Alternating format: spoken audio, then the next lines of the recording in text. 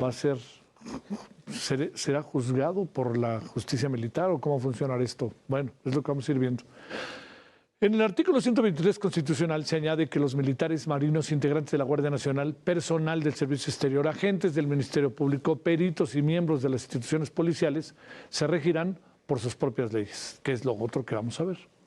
Lo que sigue para esta reforma es que sea remitida a los congresos locales, donde se requiere de al menos 17 de las 32 legislaturas estatales, para que voten a favor de que la reforma sea ratificada. Al momento, ya sabe que los gobiernos estatales están corriendo por yo voy mano, pues están Baja California, Ciudad de México, Durango, Quintana Roo, Sinaloa, Tabasco, Tlaxcala, Zacatecas y Tabasco. Eso también hace un ratito. Por su parte, Ricardo Monreal, coordinador de la Cámara de Diputados, coordinador de la fracción parlamentaria en la Cámara de Diputados de Morena, señaló que existe la opción de convocar a una sesión para el domingo con el objetivo de declarar la constitucionalidad de la reforma de la Guardia Nacional. Le quieren dar el regalo al presidente antes de que se vaya. Se va el martes ya, hombre, pero el regalo, que además qué concepto ese de regalo, la verdad que me parece, darle un regalo al presidente para temas tan importantes me parece que es una visión muy simple, incluso de ver el país y de un culto a la personalidad que en verdad yo pensé que en el siglo XXI ya no era tan posible. Bueno, la otra cosa está en que, los congresos estatales, también los debo de decir, es impresionante el poco debate que han tenido de algunos temas para aprobar.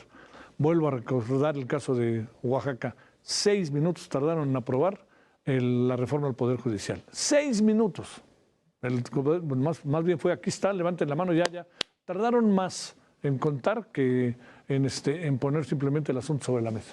Bueno, saludamos a Marisol Ochoa, especialista en temas de seguridad. Hablemos de este tema, cómo quedan las cosas, por dónde van, etcétera. Querida Marisol, muy buenas noches, ¿cómo estás? Javier, un gusto saludarte, un placer estar aquí contigo. A ver, yo te diría, ¿cuáles son las primeras reflexiones sobre un hecho que es consumado? ¿Qué es lo que va a pasar? ¿Por dónde podríamos entender? ¿Qué tanto esto que dice la presidenta, que me parece, dice, no se militariza porque quien va a tomar las decisiones es una civil que soy yo? ¿Qué tanto todo lo que ha pasado en los últimos años con los militares, que los tenemos, como decía el anuncio, hasta en la cocina, va a pasar? Adelante, Marisol.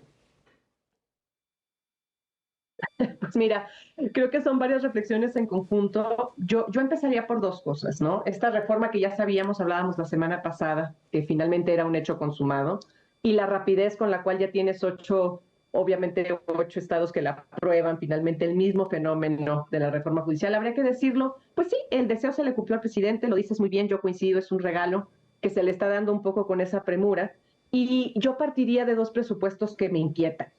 Más allá de lo que se ha sostenido sobre el discurso si la militarización, militarismo, lo que es evidente, Javier, es que tenemos finalmente una consolidación, más allá del discurso de facto operativa y al mismo tiempo administrativa, donde ya hay una cuarta Fuerza Armada en el país. Esa es la realidad. Y hay que hablar las cosas como dices, como son. Tenemos principalmente el campo de la seguridad pública en manos de militares. Nos guste decirlo en voz alta, quien no le guste o no reconocerlo, eso es otra cosa. Lo que dices es muy bien, más de 120,000 elementos distribuidos en 150 regiones, si no me equivoco, en el país, estarán a cargo de la seguridad pública de este país.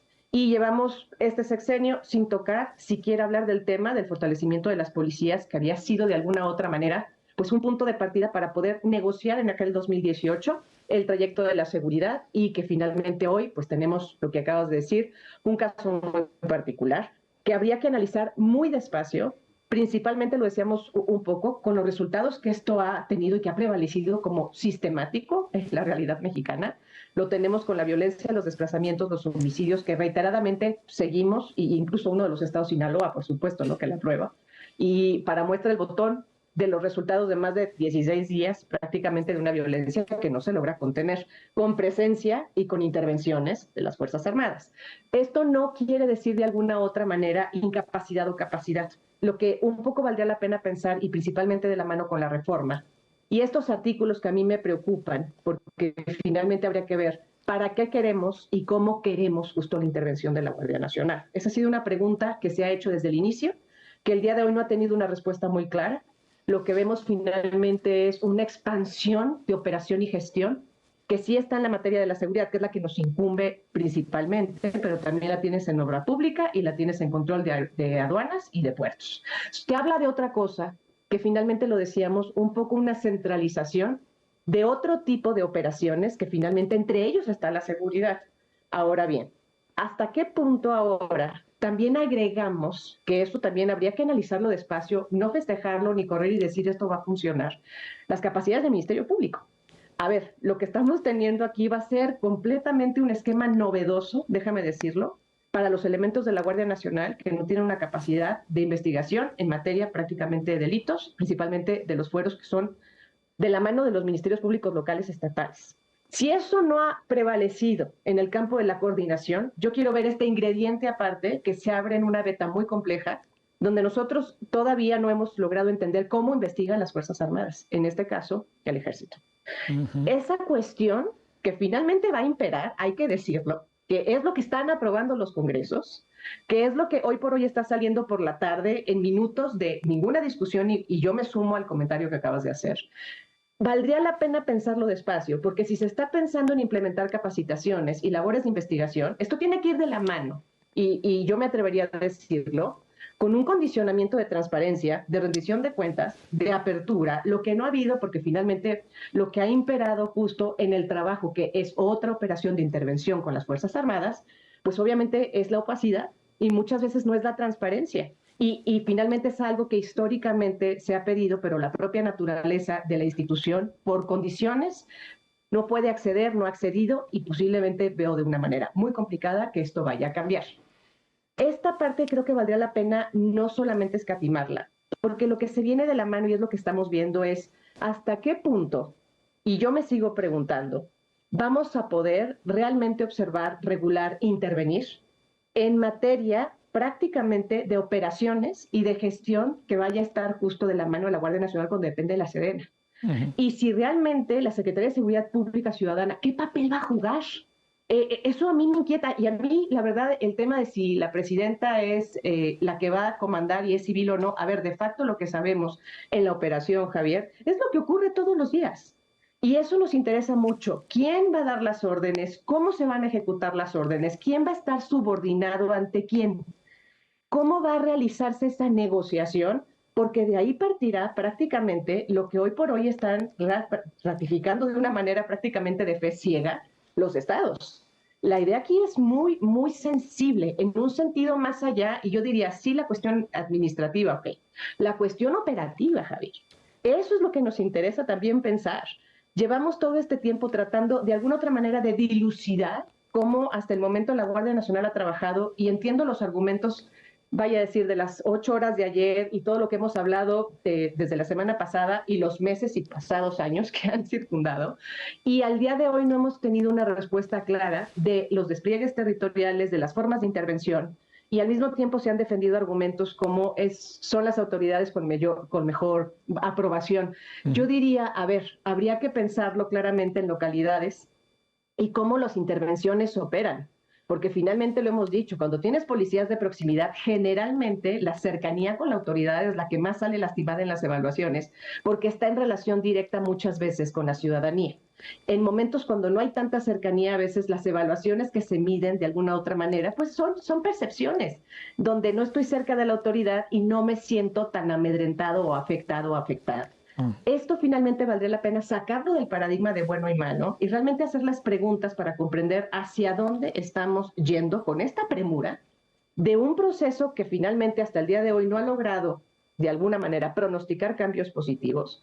Y otra parte que me preocupa yo y quisiera ponerla sobre la mesa sería todo lo que estaría en el registro de buenas prácticas y de derechos humanos, que finalmente es la preocupación que está circundando también todo lo que puede ocurrir con intervenciones cuando no hay reglas claras, Javier. Sí. Esto yo creo que vale la pena sí abrirlo por ahí. Oye, a ver, Marisol, déjame plantearte. Yo creo que pensar ahora, Marisol, que regresen los soldados a los cuarteles ya es auténticamente un imposible, ¿no? O sea, es imposible, Javier. Porque además, primero, porque los hemos puesto ahí, pero segundo, porque las condiciones del país pues ya no lo permite, ¿no? O sea, la agudización del problema, la no resolución del problema, pues te coloca como la última puerta, y ese es el gran problema, es nuestra última puerta contra la inseguridad.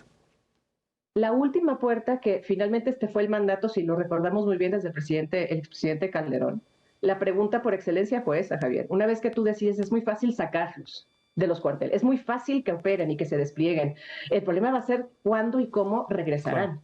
Y lo dices tal cual, son 18 años en los cuales se ha circundado el problema finalmente de la violencia, de las cooptaciones y expansiones criminales y sus lógicas delictivas siguen en expansión, no se han contenido, no se han logrado realmente generar atributos que nos permitan consolidar una estrategia que no te digo que venza a la lógica delictiva, pero que la logre gestionar. Y que eso implique límites con todas las condiciones en las cuales la estructura de seguridad y las instituciones puedan o hayan logrado algún tipo de coordinación que realmente podamos ver que tenga permanencia. Sí. La permanencia es muy importante. Tú lo que aquí yo lo vi, tú lo viviste, es bajamos, subimos los homicidios, pero luego tienes territorios cooptados y otros desplazados. A ver, no. La prueba de fuego es que tú logres una permanencia y eso finalmente se mide con el nivel de estrategia que estás implementando. Y las estrategias tienen que mantenerte esos estados prácticamente, voy a decirlo así, no me gusta el término, pero de alguna otra manera pacificados, con lógicas y dinámicas que pueden ser controlables. Claro. Lo que hemos tratado de prácticamente dialogar y que ha sido muy complicado es evidenciar que esto no se ha logrado y que finalmente estos últimos 6 años han evidenciado prácticamente que esta presencia, con ese despliegue, con las intervenciones, finalmente no ha logrado intervenir o condicionar de alguna otra forma el proceso de contención criminal. Si nosotros seguimos avanzando en la discusión que vimos ayer, que fue de 8 a 10 horas, vaya, las preguntas que finalmente habría que estar planteando en un sentido más claro, más allá del proyecto político, que insisto que se está viendo desde ese lugar, es muy preocupante si realmente no lo estamos midiendo con la evidencia cotidiana de cómo realmente estamos logrando y qué estamos logrando. Por eso, lo que se viene, Javier, es importantísimo. Sí. La pregunta es qué, quién y cómo se va a hacer. Sí. Y esto sí, a mí me abre 3 puntos suspensivos y por eso yo lo pongo contigo. Yo voy en el paradigma de que es imposible el retorno hoy por hoy. La situación finalmente nos ha garantizado que las fuerzas finalmente armadas estarán fuera por un tiempo indeterminado.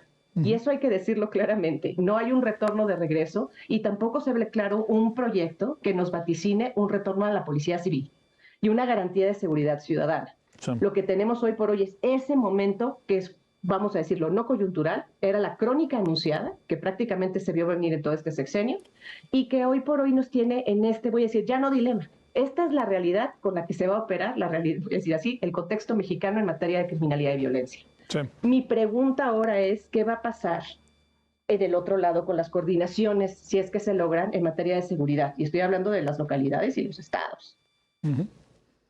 Bueno, Marisol, sigámosle. Te mando un gran saludo. Un abrazo muy grande por allá. Muchas gracias. Gracias, Marisol Ochoa. Muchas gracias.